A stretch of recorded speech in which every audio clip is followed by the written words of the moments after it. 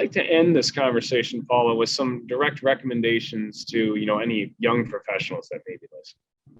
Managers of young professionals may also find the answer to this next question helpful as well, such as they can be better prepared should a situation like the following occur.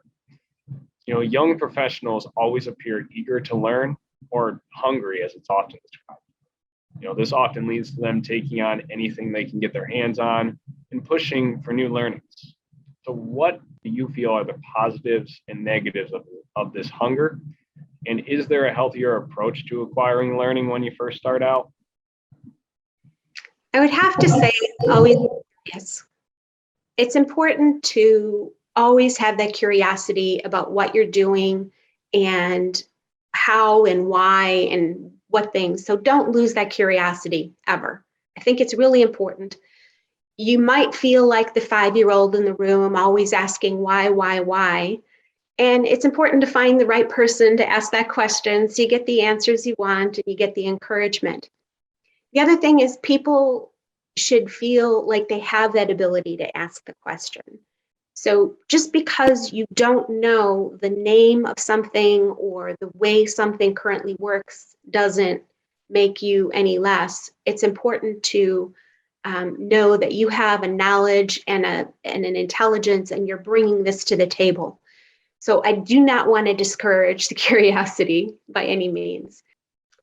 As far as how do you frame up your curiosity or how you learn or what you tackle when you learn, you have to get to a point where you're going to say no, and you have to know where that point is. You don't want to take on so much that you've overwhelmed yourself, but you do want to volunteer for projects, for activities, for being parts of different teams. That'll give you the experience, the exposure, and it all builds. This may not be your final end goal, but you may learn some critical skills from that project that will help you step in the right direction. There's a level of patience that you have to have with this, and especially coming out of school. You've learned so much, you've got this education, you're ready to solve world peace, and you may not get that promotion this year or next year. You may not get the exact project that you want right off the bat. It's important that you have to build these skills. And as you mentioned, these soft skills are so important to your success. Yeah, I like that word patience with this question.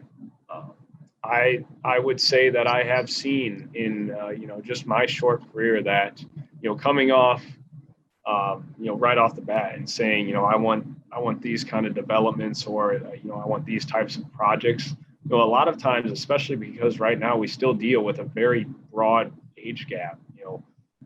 Groups of people can view that as you're coming off thinking that you know a lot or that you're a little bit cocky at times, and that can be another aspect of this that you need to be delicate from a soft skill standpoint of being able to accurately portray what you want, but having the patience to also understand that it might not just be given to you right off the bat in this mine materialistic immediate gratification type of world. It's a tough pill to swallow, but I like that we got there with this question because I do think that the word patience is quite important in a career standpoint. Yes, and to this day, I'm still developing soft skills and technical skills. There have been some critical aspects of training that have given me stepwise improvements.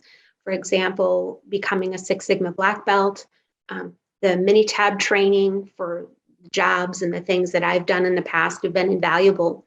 But just developing the soft skills has helped me so much advance and help, especially on the team side, because no one does it by themselves.